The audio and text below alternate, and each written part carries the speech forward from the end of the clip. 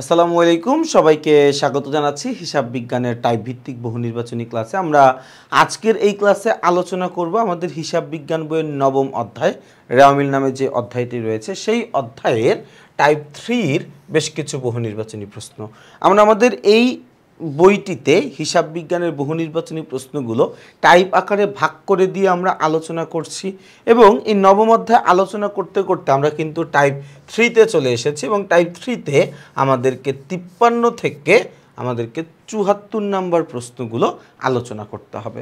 আমরা কথা না বাড়িয়ে একদম প্রথম প্রশ্নে চলে যাই। 53 নাম্বার প্রশ্নে কি বলা আছে দেখো, বলা আছে কোনটি রেওয়ামিলের ক্রেডিট দিকে বসবে। ভাইয়া আমাদের মনে রাখা লাগবে আয়, দায় এবং মূলধন এই তিনটা হিসাব আমাদের আসলে ক্রেডিট দিকে লিখতে হয়। কোন দিকে লিখতে হয়? ক্রেডিট দিকে লিখতে হয়। তাহলে একটু খেয়াল করে দেখো তো, অগ্রিম ভাড়া এটা আমার জন্য একটা সম্পদ। অগ্রিম ভাড়া এটা আমার জন্য একটা সম্পদ। প্রাপ্য হিসাব এটা আমার জন্য একটা সম্পদ। আন্তঃফেরত আমার কাছে ফেরত আসতেছে, আমার কাছে ফেরত আসবে কোনটা?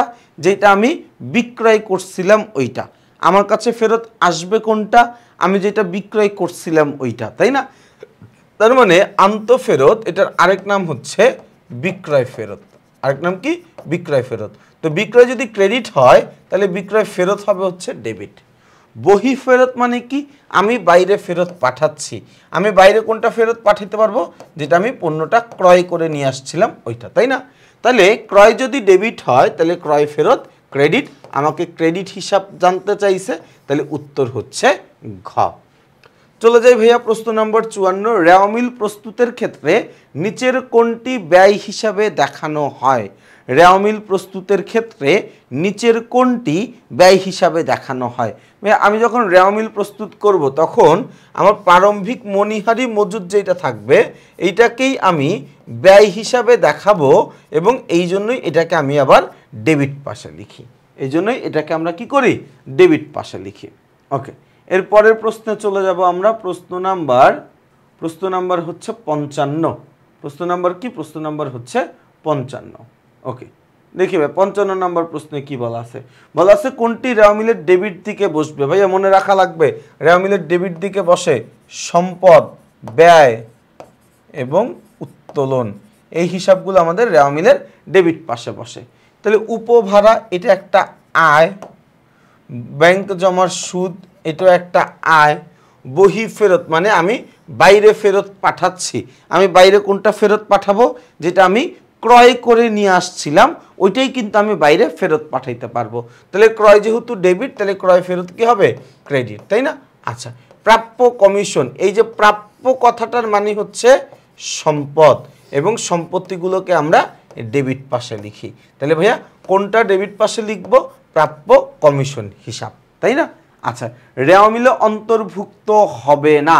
মনে রাখবা সমাপনী হাতে নগদ, সমাপনী ব্যাংক জমা ছাড়া বেশিরভাগেরই সমাপনী উদ্ধৃত্ত আমার রেওয়ামিলে অন্তর্ভুক্ত হয় না। সমাপনী হাতে নগদ এবং সমাপনী ব্যাংক জমা ছাড়া বেশিরভাগেরই সমাপনী উদ্ধৃত্ত আমার রেওয়ামিলে অন্তর্ভুক্ত হয় না।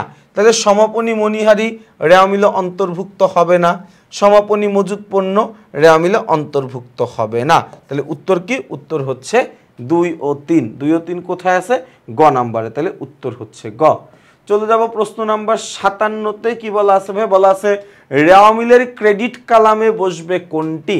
রেওয়ামিলের ক্রেডিট ঘরে কোনটা বসবে, তাই না? আচ্ছা, রেওয়ামিলের ক্রেডিট ঘরে আমি কি বলছিলাম ভাইয়া? পাওনাদারের বাট্টা সঞ্চিতি বাদে সকল প্রকার সঞ্চিতিকে ক্রেডিট করতে হবে। পাওনাদারের বাট্টা সঞ্চিতি, তাই না? তাহলে দেখো পাওনাদার, প্রদেয় বিল একই জিনিস, তো এই দুইটা আসলে আমাদের ডেবিট পাশে বসবে। প্রাপ্য বিলের বাট্টা, প্রাপ্য হিসাবে বাট্টা সঞ্চিতি, অনাদায়ী পাওনা সঞ্চিতি, সকল প্রকার সঞ্চিতিকে আমাকে কি করতে হবে? ক্রেডিট করে দিতে হবে, তাই না? তাহলে এই প্রশ্নটা আমাদের বরিশাল বোর্ড 2024-এ আসছিল। প্রশ্নটার উত্তরে ভুল ছিল। আমরা আসলে দুইটাই কিন্তু উত্তর, গ এবং ঘ দুইটাই আমাদের জন্য উত্তর হবে। চলে যাব আমরা প্রশ্ন নাম্বার 58। বলা আছে কি রেওয়ামিলের ক্রেডিট কালামের দফা কোনটি? রেওয়ামিলের ক্রেডিট কালামে কোনটা কোনটা বসে? রেওয়ামিলের ক্রেডিট ঘরে বসে হচ্ছে আয়বাচক লেনদেনগুলা, দায়বাচক লেনদেনগুলো আর হচ্ছে মূলধনবাচক লেনদেনগুলো, তাই না? তাহলে দেখো অগ্রিম খরচ এটা একটা সম্পদ, তাহলে এটা এখানে আসবে না। অগ্রিম খরচ সম্পদ ও বকেয়া খরচ, এই যে দেখো বকেয়া খরচ, ব্যয়ের বকেয়া একটা দায়, আয়ের অগ্রিম এটাও কি একটা দায়, তাই না? এই আয়ের অগ্রিম এটাও কি একটা দায়। তাহলে এই দুইটাই আমার কোন পাশে যাবে? ক্রেডিট পাশে। এই দুইটাই আমার কোন পাশে যাবে? ক্রেডিট পাশে। তাহলে রেওয়া মিলের ক্রেডিট কলামের দফা কোনটা? বকেয়া খরচ, অগ্রিম আয়। বকেয়া খরচ ব্যয়, ব্যয়টা বকেয়া থাকলে সেটা দায় হয়ে যায় এবং দায় হিসাবকে আমরা ক্রেডিট করে দিই। তাহলে অগ্রিম আয়, এই অগ্রিম আয়টা অগ্রিম নেওয়ার ফলে এটাও দায় হয়ে যায়, তো দায় হিসাবটাকে আমরা ক্রেডিট পাশে লিখি, তাই না? আচ্ছা, চলে যাব প্রশ্ন নাম্বার 59। বলা আছে অগ্রিম খরচ কি? খরচের অগ্রিম আমার জন্য একটা সম্পদ। তাহলে কোথায় আছে ভাইয়া? খ নম্বরে উত্তর, তাইলে খ। নিচের কোন হিসাবটি রেওয়া মিলের ডেবিট দিকে বসবে? আমার রেওয়া মিলের ডেবিট দিকে বসবে হচ্ছে আমাদের সম্পদ এবং ব্যয়গুলো, তাই না? তাহলে দেখো পাওনাদার এটা একটা দায়, দায় হিসাব কোন পাশে বসবে? ক্রেডিট পাশে বসবে। সঞ্চিতি, সকল প্রকার সঞ্চিতি ক্রেডিট, পাওনাদারের বাট্টা সঞ্চিতি বাদে। বিনিয়োগের সুদ এটা একটা আয়, আয় হিসাব হওয়ার কারণে এটা ক্রেডিট পাশে বসবে। এরপরে প্রদত্ত ঋণ, প্রদত্ত ঋণ এটা একটা সম্পদ, আমি ঋণ দিছি, তাই না? আমি ঋণ দিছি, তাইলে ডেবিট পাশে বসবে কোনটা? প্রদত্ত ঋণ। প্রদত্ত ঋণ এটা কাইন্ড অফ বিনিয়োগ, কাইন্ড অফ বিনিয়োগ না, এটা একটা বিনিয়োগই, তাই না? আমি কাউকে টাকা ধার দিছি, এটা কিন্তু আমার জন্য একটা সম্পদ, এটা আমার জন্য কি একটা সম্পদ। এবং এই সম্পত্তি হিসাবগুলোকে আমরা কোন পাশে লিখব? ডেবিট পাশে লিখব।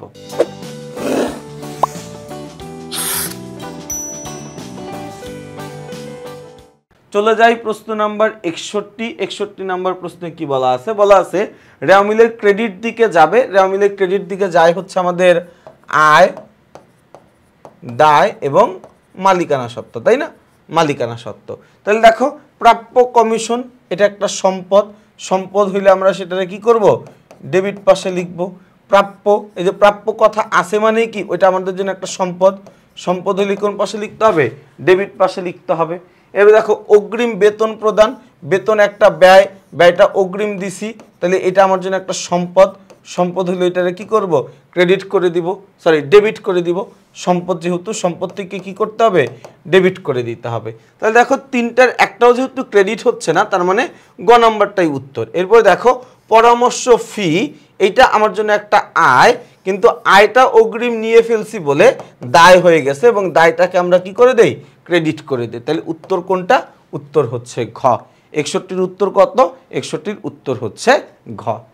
62 নম্বর প্রশ্ন বলেছে রেওয়া মিলে পাওনাদার হিসাব বিবেচনা করা হয় কোনটিকে? পাওনাদার হিসাবে বিবেচনা করা হয় ক্রয় খতিয়ানের জেরকে। অর্থাৎ এই ক্রয় খতিয়ানের জের, এটার আরেক নাম হচ্ছে পাওনাদার, এটার আরেক নাম হচ্ছে প্রদেয় হিসাব। এটার আরেক নাম কি? প্রদেয় হিসাব, তাই না? আচ্ছা, এরপরে কি বলছে? সমন্বিত ক্রয়ের মধ্যে কোনটি অন্তর্ভুক্ত থাকে? খেয়াল করে দেখো, আমার সমন্বিত ক্রয় এটা বের করার সূত্র কি ছিল? প্রারম্ভিক মজুদ পণ্য যোগ নিট ক্রয় যোগ সকল প্রকার, প্রারম্ভিক মজুদ পণ্য যোগ নিট ক্রয় বাদ সমাপনী মজুদ পণ্য। তার মানে সমন্বিত ক্রয়ের মধ্যে আমরা প্রারম্ভিক মজুদ পণ্যটা আগে থেকেই কি করে রাখি? যোগ করে রাখি, আগে থেকেই কি করে রাখি? যোগ করে রাখি, তাই না? আচ্ছা, কোনটি রেওয়া মিলের ডেবিট পাশে বসে ভাইয়া? এই রেওয়া মিলের ডেবিট পাশে বসবে হচ্ছে সম্পদ, বসবে হচ্ছে ব্যয়, বসবে হচ্ছে উত্তোলন। এগুলো সব রেওয়া মিলের ডেবিট পাশে বসবে। কোন পাশে বসবে? ডেবিট পাশে বসবে, তাই না? তাহলে উপভাড়া এটা হচ্ছে একটা আয়, আয় হইলে আমি কোন পাশে লিখবো? ক্রেডিট পাশে লিখবো। কমিশন এটা একটা ব্যয়, ব্যয় হইলে আমি কোন পাশে লিখবো? ডেবিট পাশে লিখবো। ব্যাংক জমা সুদ একটা আয়, এটাকে আমি কোন পাশে লিখবো? ক্রেডিট পাশে। বহি ফেরত, আমি বাইরে ফেরত পাঠাচ্ছি, ক্রয় করছি বলেই ফেরত পাঠাইছি, তার মানে ক্রয় ফেরত, এটাও কি করতে হবে? ক্রেডিট করতে হবে। তাহলে ডেবিট কে ভাই? ডেবিট হচ্ছে কমিশন। ডেবিট কে? ডেবিট হচ্ছে কমিশন। এটাই শুধুমাত্র কি আমাদের জন্য ডেবিট। আচ্ছা, 64 পরে চলে যাব আমরা প্রশ্ন নাম্বার 65-তে। বলা আছে রেওয়া মিলের ক্রেডিট দিকে অন্তর্ভুক্ত হবে। ভাই রেওয়া মিলের ক্রেডিট দিকে অন্তর্ভুক্ত হয় আয়, দায় আর হচ্ছে মূলধন। আয়, দায় আর কি? আর হচ্ছে মূলধন, তাই না?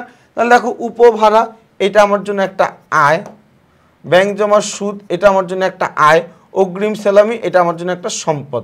লাগবে কি ক্রেডিট দিকে, তাহলে উপভাড়া ক্রেডিট, ব্যাংক জমার সুদ ক্রেডিট, কিগুলা আয়গুলা ক্রেডিট। তাহলে উত্তর কি? উত্তর হচ্ছে ক। রেওয়া মিলের ডেবিট দিকে লিপিবদ্ধ হবে, ডেবিট দিকে আসে হচ্ছে আমাদের সম্পদ, ব্যয় এবং উত্তোলন, এগুলো সব কি আসে আমার রেওয়া মিলের ডেবিট দিকে আসে, তাই না? রেওয়া মিলের ডেবিট দিকে আসে। তাহলে দেখো প্রাপ্ত সুদ এটা একটা আমার জন্য আয়, ব্যাংক জমার সুদ এটা আমার জন্য একটা আয়, তারপরে উপভাড়া এটা আমার জন্য একটা আয়, ডক চার্জ এটা আমার জন্য একটা ব্যয়, এবং ব্যয় হিসাবটাকে আমরা কোন পাশে লিখব? ডেবিট পাশে লিখব। তাহলে উত্তর কি? উত্তর হচ্ছে ঘ। ৬৬ উত্তর কত? ৬৬ উত্তর হচ্ছে আমাদের জন্য ঘ। চলে যাব প্রশ্ন নাম্বার ৬৭-তে। ৬৭ নম্বর প্রশ্নে কি বলা আছে আমরা একটু দেখি। বলা আছে নিচের কোনটি ডেবিট হয়? ভাইয়া ডেবিট হয় কি কি? কিছুক্ষণ আগেই বললাম, আমাদের সম্পদ, ব্যয় এবং উত্তোলন, এই হিসাবগুলোকে আমরা কি করি ভাইয়া? এই হিসাবগুলোকে আমরা ডেবিট করে দিই, তাই না? তাহলে ডেবিট হয় কোনটা? সম্পদ ও ব্যয়। নিচের কোনটি রেওয়া মিলের ডেবিট পাশে বসবে? যে সম্পদ, ব্যয়, উত্তোলন এইগুলা। তাহলে উপভাড়া এটা একটা আয়, বিনিয়োগের সুদ এটা একটা আয়, ব্যাংক জমার সুদ এটা একটা আয়, বিমা সেলামি এটা একটা ব্যয়। তাহলে ব্যয় হিসাবটাকে কি করতে হবে? ডেবিট পাশে লিখতে হবে। সম্পদ, ব্যয়, উত্তোলনকে আমরা কি করি? ডেবিট পাশে লিখি, তাই না? ওকে, তাহলে এরপর আমরা চলে যাব হচ্ছে আমাদের প্রশ্ন নাম্বার ৬৯। কি বলা আছে? নিচের কোনটি ডেবিট দিকে বসবে? পাওনাদারের বাট্টা সঞ্চিতি বাদে সকল প্রকার সঞ্চিতি ডেবিট। পাওনাদারের বাট্টা সঞ্চিতি বাদে সকল প্রকার সঞ্চিতি কি করতে হয়? ডেবিট করে দিতে হয়, ক্রেডিট করে দিতে হয়। আরেকবার বলছি, পাওনাদারের বাট্টা সঞ্চিতি বাদে সকল প্রকার সঞ্চিতিকে ক্রেডিট করতে হবে। তাহলে পাওনাদারের বাট্টা সঞ্চিতি কি? পাওনাদারের বাট্টা সঞ্চিতি হচ্ছে ডেবিট। পাওনাদারের বাট্টা সঞ্চিতি কি? ডেবিট। তাহলে কোনটি রেওয়া মিলের ডেবিট দিকে বসবে?